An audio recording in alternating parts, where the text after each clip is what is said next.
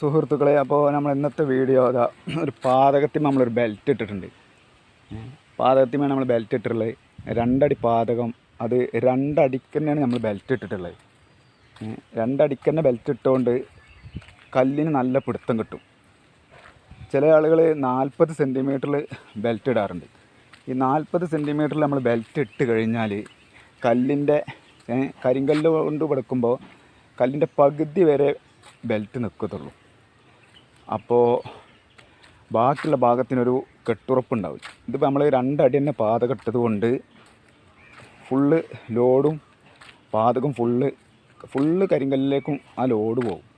കണ്ടത് ഫുള്ള് നമ്മൾ ഇട്ടിട്ടുള്ളത് 2 അടി വീതിയിലാണ് നമ്മൾ പാതകം ഇട്ടിട്ടുള്ളത്. 60 സെൻറ്റിമീറ്ററിലാണ് നമ്മൾ ഈ പാതകം ഇട്ടിട്ടുള്ളത്.